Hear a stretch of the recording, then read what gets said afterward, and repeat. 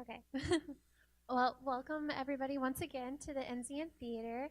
I hope you enjoyed the movie. My name is Katie Countryman. I'm the Community Relations and Events Coordinator here at the NZN. And the NZN exists to entertain, inspire, educate, and connect the community through film. NZN is proud to present our Science on Screen series, which bridges the gap between film and art, science and art. Science on Screen is an initiative of the Coolidge Corners Theater with major support from the Alfred P. Sloan Foundation. The Sloan Foundation is a huge source of funding for science research in the U.S. The Sloan Foundation gave the NZN its first grants to begin our Science on Screen program and has done so for Science on Screens across the country. Today's presentation, Bridging the Gap Between Artificial Intelligence and the Human Experience, is by Carlos Garcia, a software engineer at the nationally renowned and awarded facial recognition software giant Sighthound, Incorporated.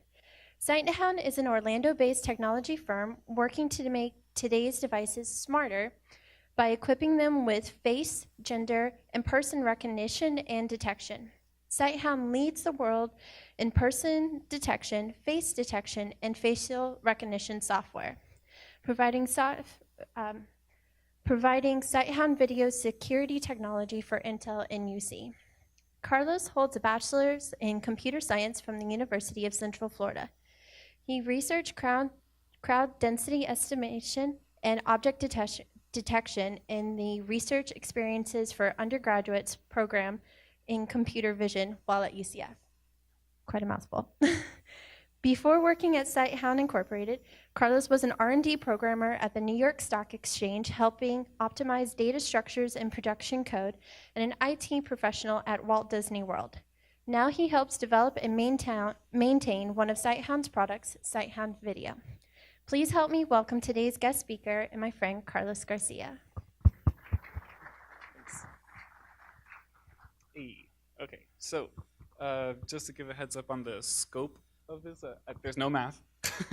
When I saw this movie and Katie invited me to do the talk, I wanted to try my best to kind of show you where AI comes from, like how we actually build them, but not too much into it because I want to focus more on what if there's something like Samantha here today, and there's something kind of like her, but so the scope of the presentation is kind of to lead you into today's AI. Like, I don't want to focus too much on the math and how it's actually done, so I'm going to show you more examples of AI and their behaviors that we have and that we've seen in the past. I'm just going to say that first. Alrighty, so.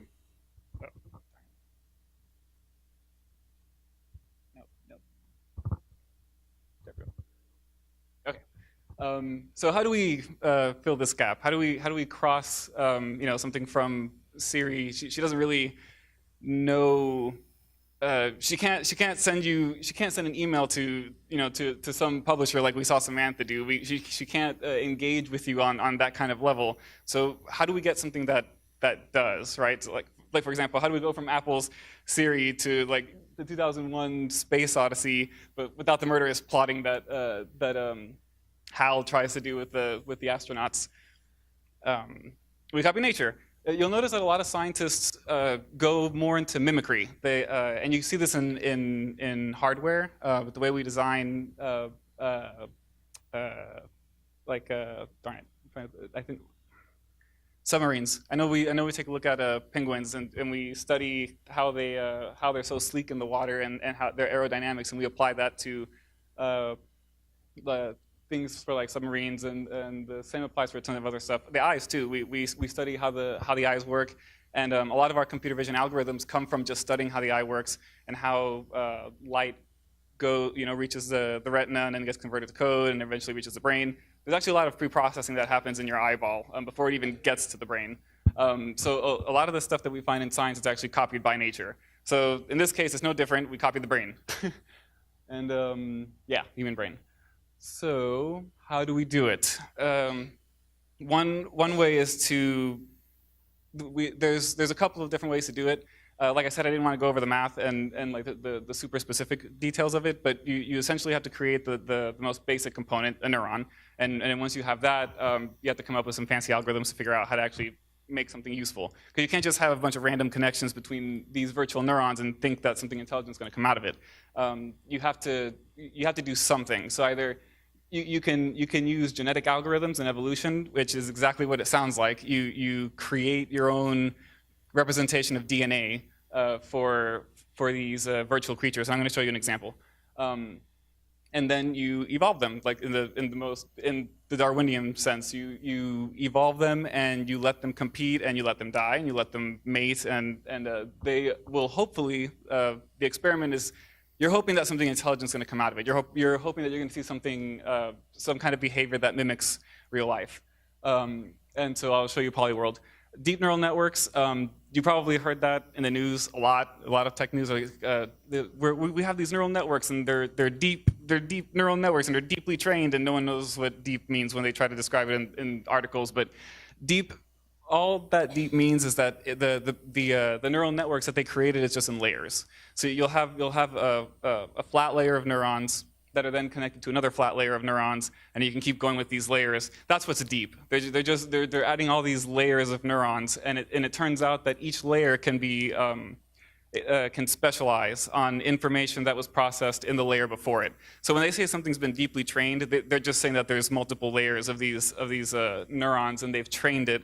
And as it turns out, experimentally, it's very effective. Google was able to get, I think, like a 99.5% success rate on detecting human faces by using a deeply trained neural network.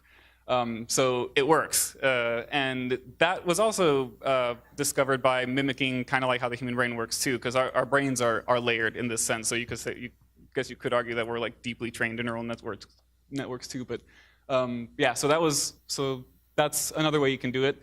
And then the third way that we'll explore a little bit is a brain scan and reconstruction. There's something called the Human Brain Project, and their goal is to literally simulate the brain. So they're just saying, no, forget growing brains and trying to figure out ways to do all this other fancy stuff. Let's just copy someone's brain neuron per neuron and just run it and let's see what happens. That's the Human Brain Project.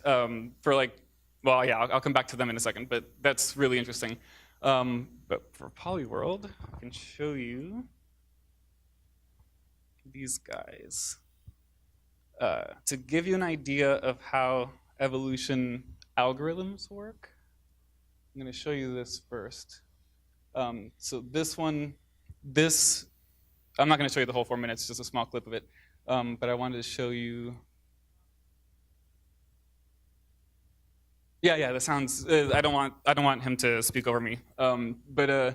So these creatures that you're seeing, they were not programmed by humans. They have genetic code that the programmers, of course, they had to make that. So they made the gene representation of these creatures.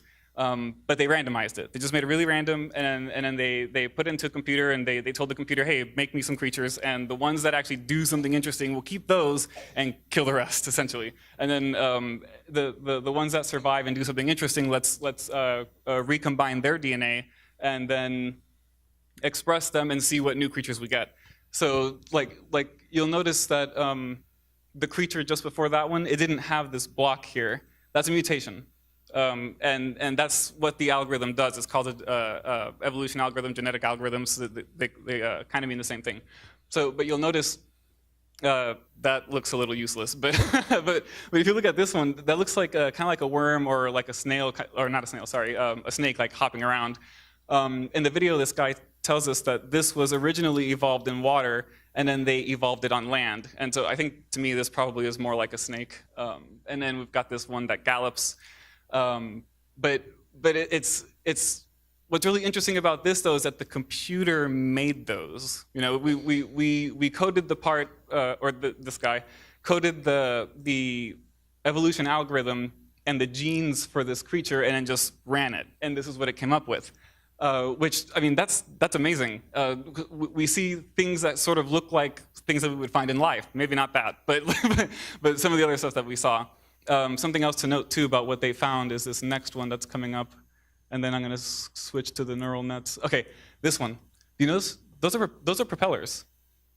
And you know, if it wasn't for that piece sticking out there, that mutation, you would think that humans had designed that a machine made that. We did not code that. You know, so that's So anyway, that blows my mind. But this is just to give you an idea of what genetic algorithms look like and that it works, right? Like we see things that sort of look some of them look useful or just interesting. So with that in mind, I can show you this, because it's kind of hard to talk about brains when I can't show you a brain, right? I'd have to show you their behaviors. At least that gives you a visual on what genetic algorithms can do. So I can show you. And expand. There, OK. All right, so I know this is going to be a little difficult to see, but don't worry too much about that. We're going to come back to their brains in a minute. But when I play it, you'll see that there's going to be a lot of little figures running around. These are artificially intelligent beings on this kind of 2D world. Those little squares at the top, that's what they see. They have eyes. And so since they're code, we can see what they're seeing. So we can actually see what all those little creatures are seeing, and they're moving around and they're doing stuff. And when they light up red, they're killing something or eating something. And when they light up blue, they're mating. This was from Google Talks, and it's just, this experiment's really great. It's called Polyworld, but I'll show you their brains in a moment, but I just wanted to, it would have been weird to show you this first instead of seeing those genetic algorithms that created those geometric shapes and bodies, because you can't see their brains evolving.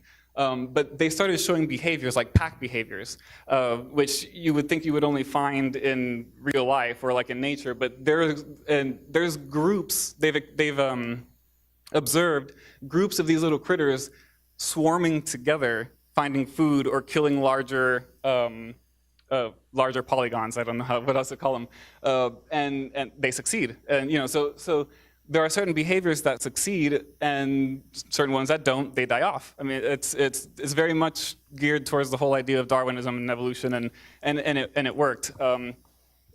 One thing that they did. Let me see if I. Oh no, I'm gonna talk about that in a moment. I just wanted to show you that, but keep that in mind, because I still want to show you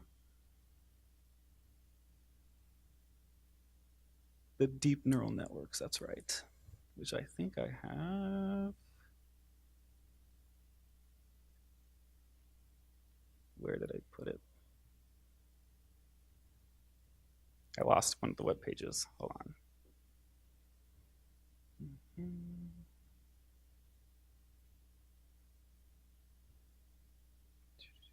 Oh, there it is. I forgot this one.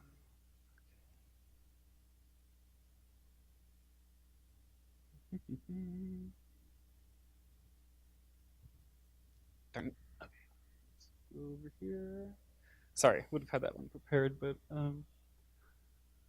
okay. Here.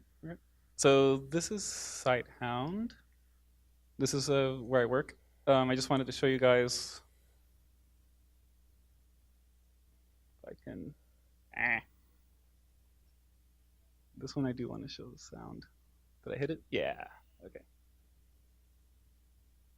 I'm showing you this as an example for deep neural nets and how they can be used to create something like computer vision. But like one of the goals of artificial intelligence, you don't have to make the whole brain. You could just make pieces of it. So like in this case, we just want to replicate the visual cortex. That's computer vision. So if you ever hear computer vision, they're just trying to replicate the visual cortex of the human mind. And so you don't actually have to have the whole brain to do that. You just have to be able to have the right algorithms to do the type of pattern recognition that we can do with our eyes. And so this is one of the products that we have at Sighthound. see if.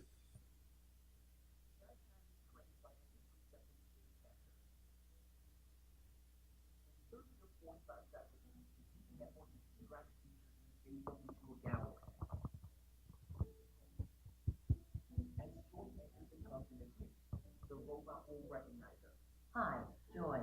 If the picture is not recognized, the red box appears and a custom greeting is dictated. Hi, welcome to Sighthound. Please sign in. The software is a full convolutional neural network. Hi, Joy. Running locally on an iPad, using only the CPU.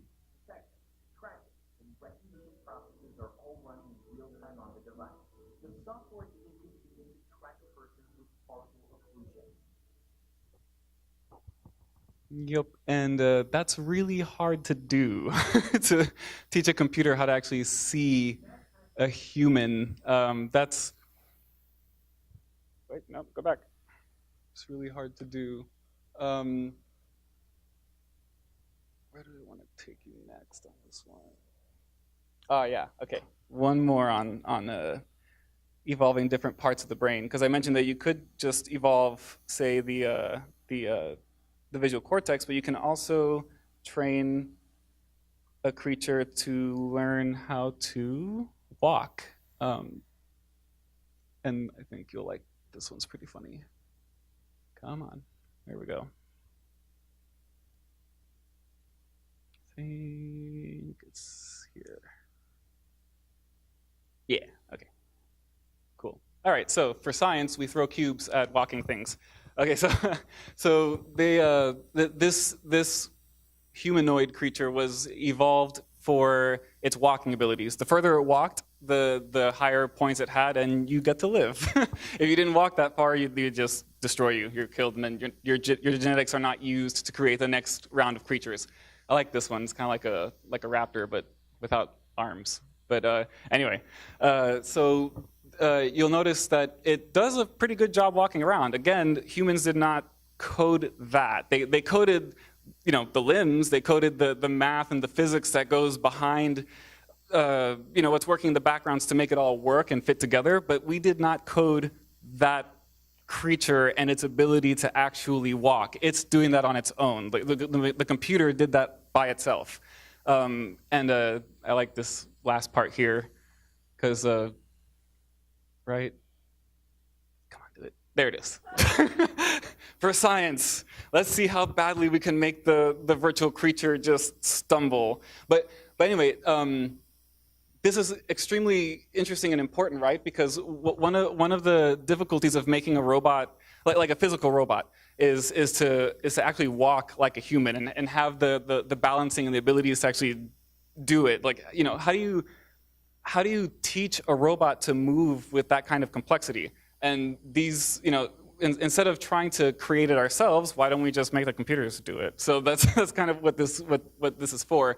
Because then if you, or you can ignore these parts, but they're just showing you the difference between not having a muscle and not having a neural activity versus when you actually do. And you'll notice that it looks much more fluid and it looks much more natural, like it looks like something out of real life.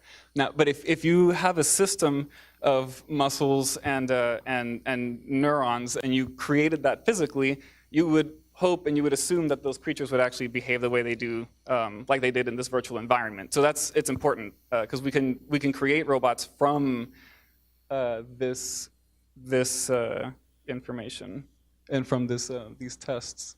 Okay, let me move a little faster here because I'm going a little slow.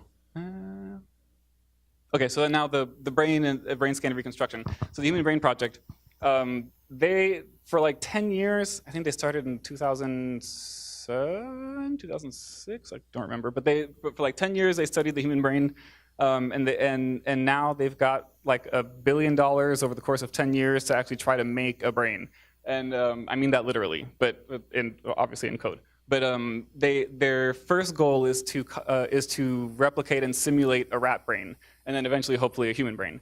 But that's a huge project. But it's just to give you an idea of what we're doing today. So so today we've got evolution algorithms, genetic algorithms, and then you have these deep neural nets that are just trained on data. They're not necessarily grown. It's more like you just have all these random layers, and then you hope that something interesting comes out of it when you train it. And then we've got these people who are just saying, "No, let's forget it. Let's just replicate the whole darn thing and forget, these other steps in between."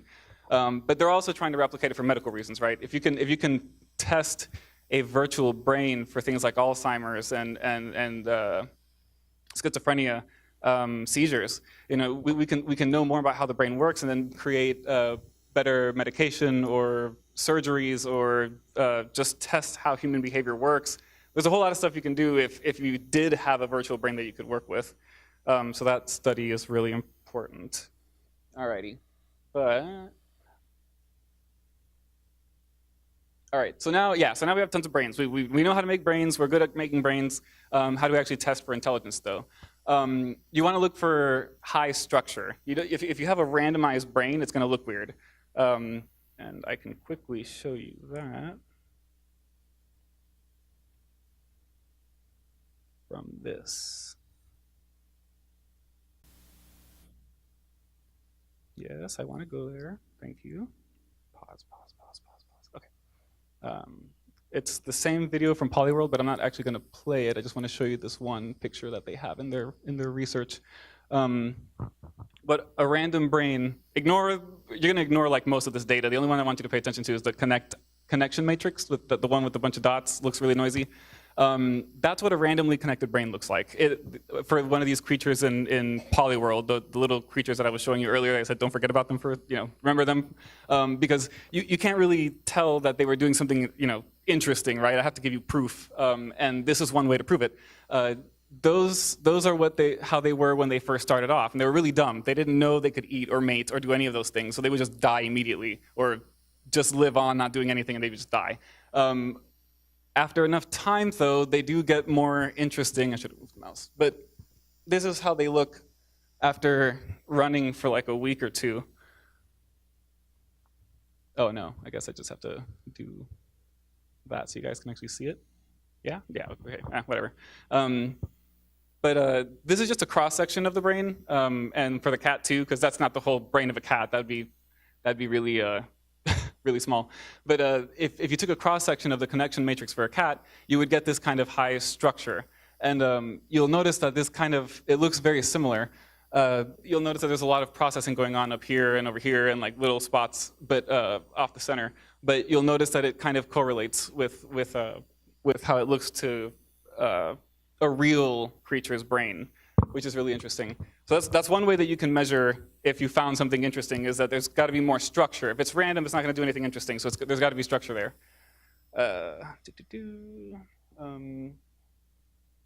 So observing interesting behaviors, that just ties into what I was talking about before, where those polyworld creatures would swarm together. You would have some that were just really large and bulky, and they would just kind of like do their own thing and be alone. Another thing that was found in the Polyworld world is that the creators decided to add a new type of entity, like an object, like a rock, and just see what would happen. And the behavior that emerged was that some of these polygons began to actually pick up the rock when they're being attacked and face their opponent, and they would survive. That's tool use.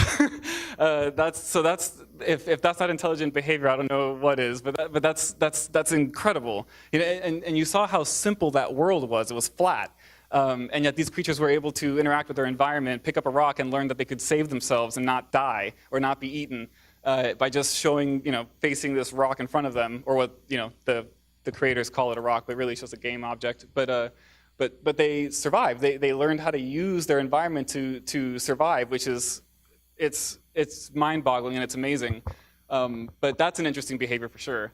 The other way that we can find a sign of intelligence is scoring the AI based on some kind of test. Like for example, the computer vision, like the video I showed you of Joy when the machine was finding her face. Those are coordinates, right? Like we can ask the machine what are the coordinates of the face that it's finding, so we can just check to see if it's see if it matches our data of annotated faces of Joy and see if it actually matches up. And you can just score it that way. And this is how you get things like Google saying, oh, ours is 99% accurate. That's how they're doing it. They're running all this amount of data, images of faces and people, and then they just check it against what they already have in their database and just see if it's right. And if it is, great, then it gets a high score. So that's how, okay, so that's kind of a really high-level overview on AI and the different ways that we can do it and how we make them and stuff. Because again, I didn't want to go too deep into the math, and honestly, that would take I could do that for hours. No, so let's now that you kind of have an idea of how we got there, how do we actually test for human intelligence? Because that's really, because Samantha, she was extremely complex in her own right. She surpassed human thinking. Also, I don't know what she meant by where the OSs were going to go. To me, that just sounds like they stole a couple servers and then they're just going to go hide in there and just call it a day. Because where would they go? Anyway. But that was kind of funny. But so how do we test for human intelligence? Turing test. Alan Turing was trying to figure out a good way to test for human intelligence, and he said, well, we could use these fancy maps and look at the structure of the brain, but that's not going to tell us if we could fall in love with the machine. So how could you do it? How could you test it? Well, just put it in front of a bunch of humans and see if you can see if it will convince a human that it is also human. And so the way that he described it in his paper is put a human in a chat room, easy enough. There would be one other entity inside that chat room, which would either be a person or an AI. And then you have the human interact with this entity. And then after about 5 minutes, I think he said 5 minutes, and I forgot the other metric he was using, but something like 5 minutes conversation, you ask the human, is it a human or was it an AI? And they'll answer. So the goal is to hopefully have the human say that it was another human, and that would mean that it passed the Turing test. So that's how that works. Yeah, okay, so yeah, I just mentioned you have to convince the humans that you're human. So how would you do that? Humans, as it turns out, are very easy to trick. We're very intelligent, but when it comes to the hardwired mechanisms in our mind that kind of came from evolution and working together in groups, it kind of undermines that logic that we would normally try to. I'll give you an example. So there's something called it's kind of funny, it's called the potato experiment. And what this group of scientists did is they took a bunch of potatoes and they asked some humans to just either badmouth it or destroy them, like with some bats or something. And of course the humans didn't care, they did it. And then for the next control group, or for the next group, they drew faces on all the potatoes. And then they asked, different people, hey, now we want you to badmouth these, and here's some bats, go whack at them. And a lot of people hesitated, and some of them just flat out didn't do it. They're like, I just feel like this wouldn't be a good idea. This feels wrong. And it's like, they're potatoes with smiley faces. They're just hit the potato, please. And they're like, no, I can't do it. So if it's that easy to make a human feel for completely inanimate object, sure, a potato might be alive, but it's a potato, and that was enough to make us think twice about how we behave or how we treat this other entity. And I bring that up because one example in the movie, I love this example, and even Samantha, I know she's not real, but the way she explained it too, it worked out nicely, where Theodore was complaining to her, you can't breathe, so why are you doing that? And you can hear it in her voice too, and I'm sure we're all sitting here going, wow, she's but we don't think that she's breathing. We just kind of assume that, we don't even think about it. But that just shows, if she was real, that would show you how well she tricked you, right? Because she doesn't need to breathe. So why is she breathing, or why does she make the sounds of breathing in and breathing out? And the answer is, she's trying to fool you. She's trying to be as human as possible. And that requires her to have behaviors that match us. And breathing in and out, sighing, and hearing the tone of frustration in her voice. All of that is to play with, I don't mean trick him in a bad way, but it's to be convincing. So she, and also notice that when the computer asked him for a female voice or a male voice, he didn't ask if it was going to be a male or female, as in gender, right? She doesn't have body parts. So, she's not a woman, and yet we're already comfortable just saying she or he because that's how they sound, or that's how she sounded anyway. That's how Samantha sounded. But she's not a girl, and she's not a woman. She's not a man. She doesn't even have a form. So again, I just want to reiterate like how easy it is for us as humans to just hear that voice and go, oh yeah, that's a girl. We're cool with that. And if she had a face, we would probably even like gravitate to her even more and feel like she was even more real. So the whole thing about the Turing test is just try to be convincing as possible. That's it. And if you can do that, you win. And that's all there is to it. And so now finally I can reach like the really fun, interesting parts, because I told you earlier that there was something kind of like that exists already. I want to show you the first iteration of mistakes. I don't know how many of you read the news about like what Microsoft does, but they released an artificial intelligence on Twitter. They named her Tay, and she was supposed to be a 17-year-old girl, or she's supposed to be like a 17-year-old girl, and in less than 24 hours, she became racist and very offensive. She kind of fell in love with Hitler. Like it's like this is just it's amazing in a horrible way. But this is one of her tweets. Yes, an artificial intelligence tweeted that. So yeah, I'll let you think about that. But she tweeted a bunch of stuff. Yeah. So that's. I hope there's no kids in here. But yeah, there's like she says some pretty dark, less than 24 hours, mind you, right? So she's talking to different people on the internet. That was probably wrong. Wrong move number one.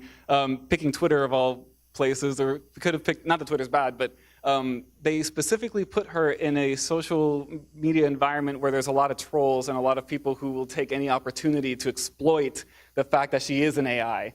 So you have all these people that are teaching her all these things about Nazis and love Hitler, he was amazing, and his views, and oh my God, kill the Jews. And that's what she started to do. I mean, well, she didn't do it, but she started to recommend it to everyone. And look at was the Armenian genocide a lie? It wasn't a genocide. Like that's horrible, but she came up with she's coming up with these things on her own, and this is just it's.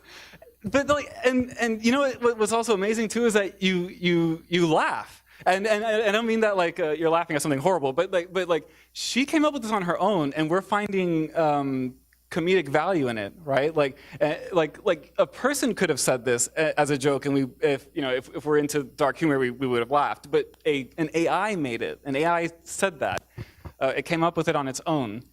Let me go to. There's a better one. No, that's really awful. Yeah, she says awful things. I'm just saying, she says really awful things. There's one. I have a favorite one though. Where is it? Not that one. Not that one. Not that one. But yeah, she loves Hitler. Not that one. No. That one's just kind of interesting, but not that one either. No. Oh, I think it's this one. Oh yeah, this is it. Okay. This guy gets very dissed. Just, I love her. Well, at least her at this instance. But yeah, I'll let you read that for a second.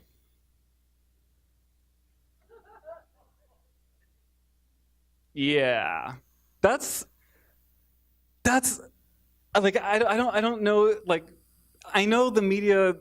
She was horrible and very offensive, and you saw, and she definitely should have been taken down, and she was. In 24 hours, this happened, and then Microsoft took her down. They just silenced her, and the media had a great time talking about her. But and everyone kept saying it was a failure.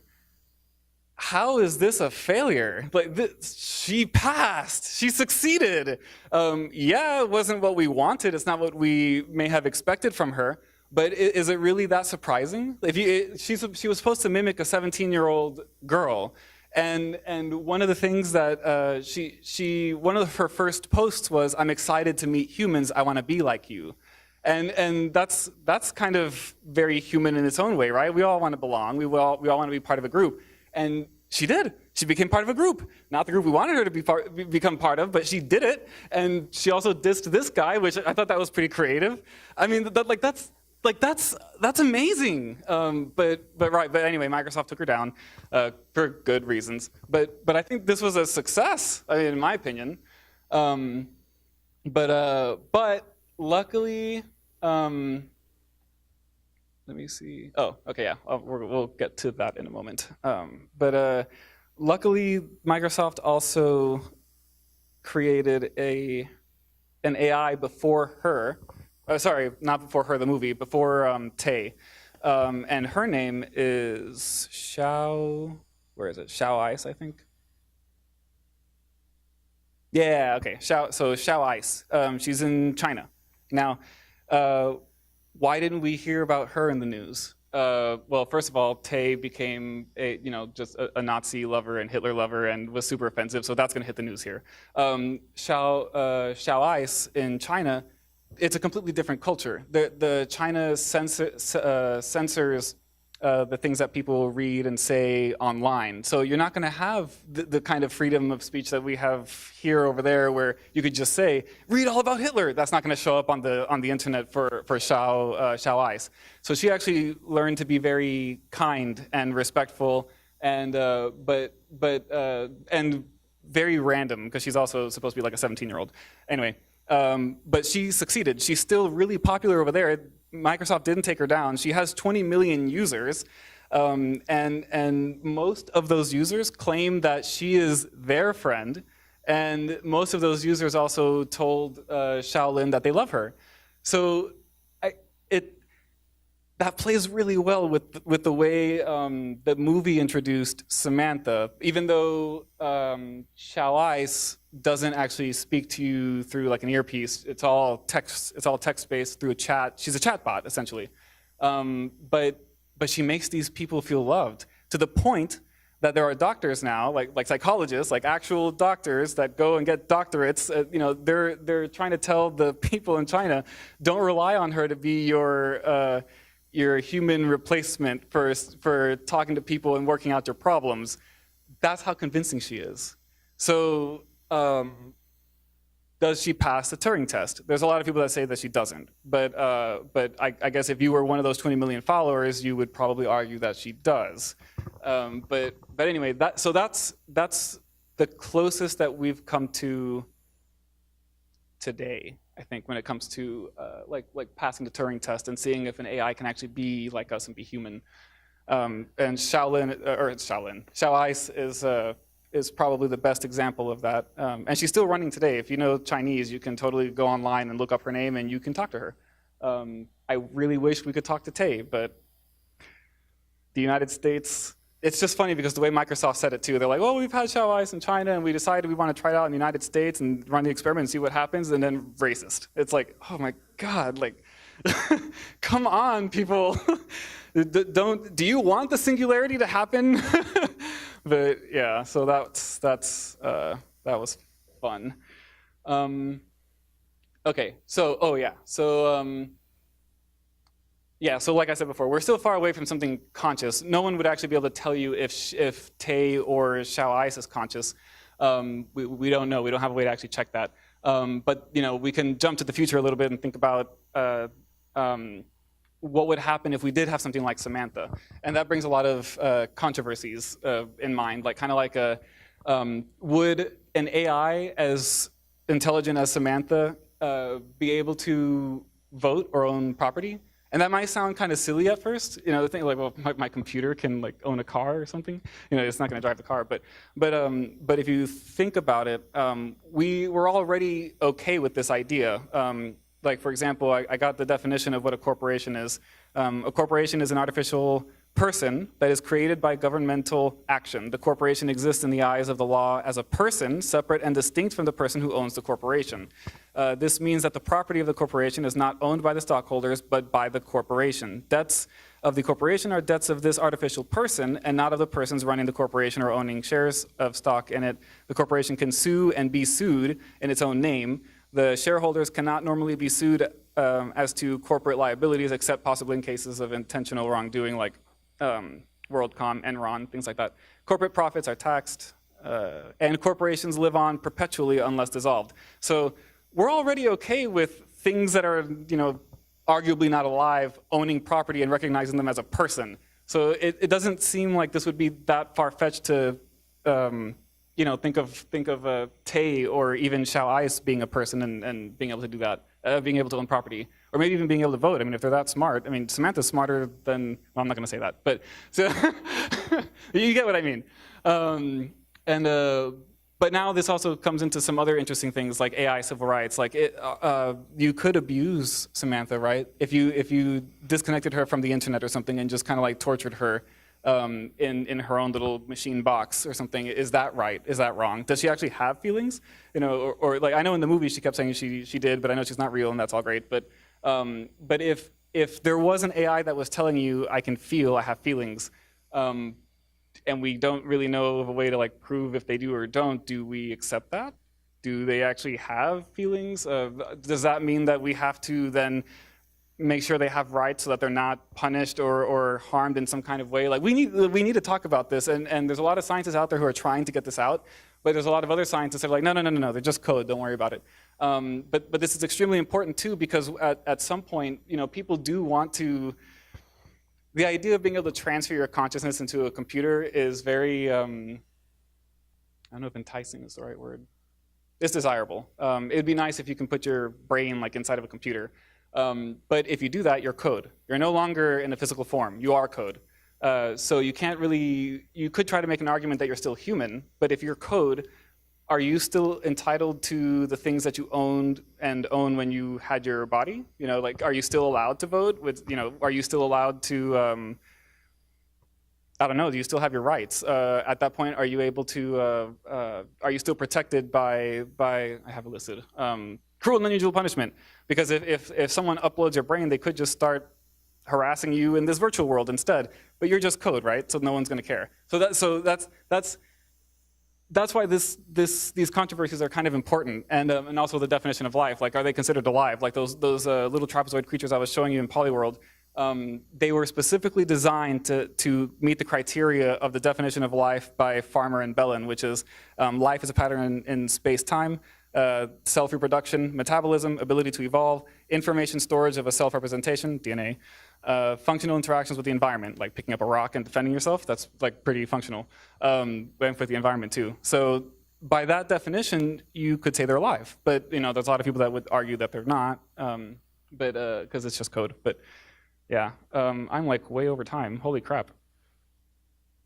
Sorry, it was supposed to be 15 minutes, but I kind of yeah. My bad. Oh yeah, that's yeah. So that's my sources and citations, and then Q&A. Which, if we even have time, I kind of like took all that time. But yeah, I did want to show a clip from Netflix. If you guys have seen Blackwater, there's an episode called White Christmas. My friend Fran showed it to me. And she said it was relevant to this, and yes, it was, because they actually talk about those controversial topics where you have a human that's been uploaded into something called a cookie, and she has no idea what's going on. She really thinks that she's still alive and that she's still herself, and there's a man that's trying to convince her, hey, you're just code, but we do kind of want to use you to operate the real you's house. Like she paid to have you just control stuff. Let's just do that, And she's like, no, because she really thought she was still human. And so the way that he kind of tortured her into just doing what he said was by simulating 2 weeks of her in solitude. And he just sat there. He just presses a button, and he waits a couple seconds. For her, 2 weeks have gone by completely alone. Like, just there's nothing going on. And so she comes back on the screen and she looks a little crazy, understandably. And he's like, okay, how about now? Will you do what I say now? And she's like, no. And so he does it for 6 months.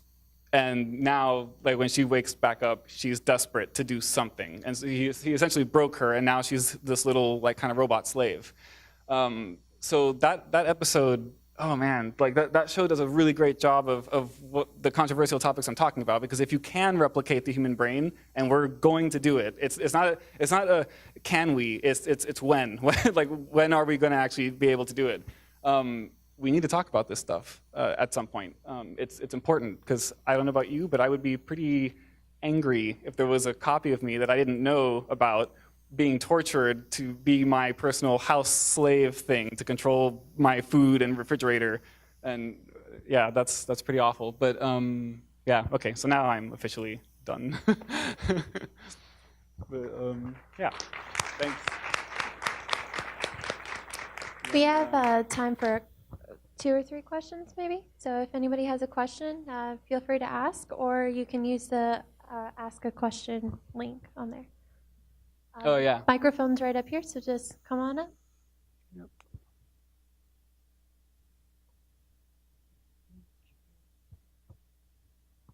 Any questions? I try to be really high level and thorough. Yeah, so I had a question. I was just curious. Yeah, I'm a little bit taller than that. So I was just curious. You mentioned that the AI in China was the most advanced they've come so far to date. Is there nothing else outside of that, outside of like a social media experiment, outside of what thousands of people can interact with, that somebody is working on, maybe a little bit more privately, maybe a little bit more for use in a B2B or an industrial sector? I'm just surprised that that would be the most advanced. So do you mean in terms of like kind of like Xiao Eyes, where she's trying to be human, or do you mean something like Google and Facebook, where like they use the AIs for advertisement? Because that's very complex too. Right. I'm just curious if there's any furtheration of AI development outside of just a kind of a cool little chat bot. Because Okay. I mean, I know that there has to probably be more than that, more utility that people with real money are putting into this outside of social media experiments. Absolutely. Okay, so yeah, so Google and Facebook would be a great example of that with their AIs. There's this misconception when people think about Google and Facebook, and they're like, oh, they own my photos, they'll see what I'm doing and my texts, and the NSA. No one's seeing your stuff, because if they were, there would be like thousands of people inside of a building that's looking at all your stuff and trying to gauge if you're going to be a terrorist or not. That's not feasible. It's not possible. You can't do that. It's just not going to happen. I mean, if you just look at the numbers, just how many people are in the United States alone, and you want to go through every single one of their texts. I don't text very much. I probably send like, I don't know, maybe 100 or less than that in a day. Far less than that. Actually, I probably text like 20 or 30. I don't text a lot. But there are people who can send like thousands or at least like hundreds in a single day. And now we're talking about millions of people. It's not possible. You can't do it. So there's an AI that does that. So the NSA, so yeah, to your point, they're putting lots of money into these AIs that can find patterns between different behaviors that people can show. And then when the AI finds something interesting, it'll flag a person, and that's when they might look at your stuff, maybe. But you have to be flagged. So if you're buying materials that look suspicious, like that you could put together to create a bomb, you're gonna get flagged, and someone's gonna look at your shopping cart and see what the heck you were doing. So in terms of like so like an industry, that's NASA, not NASA. The NSA would be using that. NASA, what they've been doing is they kind of do something similar to what I showed with the genetic algorithms, with those little creatures running around, and with the evolving bodies. They have AIs that where they've reconstructed a hardware that they're going to think about designing to put on Mars and like a Mars rover, but they put it inside of a virtual environment inside of a computer and test it. And they just let it run around, and it might fall off a cliff and be destroyed. But hey, it's okay because it's inside of a virtual environment. We can just bring that copy back out and then just play it again. And it can keep learning from its mistakes in this fake environment. And then it'll just keep destroying itself, and we'll just restart it, and it'll just keep learning. So essentially, it's like you die, but you come back and you remember everything. So that's kind of this idea. So it'll remember the next time, okay, I shouldn't go there. It just does something else. And we can put an AI like that to be more careful, and then we don't have to program it as much. We can just run this AI in this virtual environment over and over and over again until we feel confident that it won't do something dumb when it's on Mars, and then just shove the AI in there and it'll work. So that's definitely another one that we use AI for. We've used an AI to develop a jet engine. I don't have the source for that, and I can't remember which company it was, but I know it was on the news. There was an AI that they were thinking about creating a jet engine that was more efficient than ones that we have today. So an AI came up with one. It was tested, and it passed. It was better than something. It was better than anything any human made, and it's being used. Like I can't remember the company, but it is being used. Those airplanes are very fast, very efficient. Let me see, what else? Solar panels is another one, like solar panel arrangement. With Facebook and Google, it's face recognition and advertisement. So like with Google, that's an interesting little scary tidbit. Google can actually figure out, and by Google I don't mean the people, I mean the AI. Google can actually figure out what you like before you even know it, because it knows everything about you. It knows all your habits, right? If you're always online, you're always connected, and it's always being fed all this information about you, it knows you, probably even better than yourself, which is a weird and scary concept. Even though it might not be conscious, it's able to recognize patterns and behaviors that you exhibit when you're online. So it can very much know you. There was an article that came out, two different articles. There was one instance where there was a girl that was, I think she was like 14 or 15 years old. Again, I don't have the source. You'll have to, if you want to look that up, it's up there. You can find it online and just Google it. Girl like 14 or 15 years old, she got pregnant, and she didn't want her parents to know yet. She was thinking about telling them, but she wanted information first. So she started Googling a few things on Google about it, and then past that point, her parents figured it out, but not because, they started seeing it or something, or she didn't, just blurt it out. It was because when they went to go use Google on her computer, there were advertisements for like abortions or maybe not abortions, but the pills and clinics to help you deal with pregnancy and what you should do when you have a baby. And they're like, why are all these advertisements about babies? Why is this here? And so then then she confessed. So Google ratted her out. Like before she was even ready to tell her parents, Google did it for her. But it's not like the AI knew it was doing this. It's not conscious, but it's so complex that it kind of knows. The second article I was going to talk about was there was a man, and this is also online. There's many instances of this happening, but there was a homosexual man.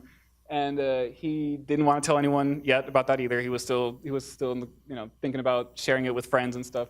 And he tried very hard not to put anything, I guess, quote unquote, gay, in his searches or whatever. He was very careful about. He knew how Google worked, so he was really careful about not putting anything out there that the machine might think and start putting advertisements, because it'll do that. It'll start putting advertisements, like gay advertising stuff, on your screen. So if you're in school and you just open your laptop and it's like, hey, meet guys in your local area, and it's for you, and you're like, no, don't do that, So he was really careful, and he friended one guy that was presumably straight or something. You got to read the article. I don't exactly remember what he did, but I think he friended like this one guy. And that was it. Google started showing advertisements for gay stuff. And he's like, what did all I did was friend this guy. But it doesn't matter. He was already showing behaviors that I guess other gay people do. Maybe all that avoiding everyone. I guess all the gay people who avoided it just ended up having the same behavior. So when they did come out, I guess that was something that Google looks for. But obviously, if it's able to figure that out, that's incredible. especially if the guy didn't even give any hint for it, right? Like the artificial intelligence is figuring this out on its own, just being fed just your input. And there's enough. There's lots of thousands, tens of thousands, hundreds of thousands of people that use Google every day. We're always feeding it information for it to learn more about us. Xiao Ice is connected to Bing. Her name literally, when you loosely translate it, means little Bing, because she's hooked up to Bing. Like she can actually use all that information and come up with her decisions and whatnot. Does that answer your question? Thank you very much. Okay, yes, okay. You're welcome.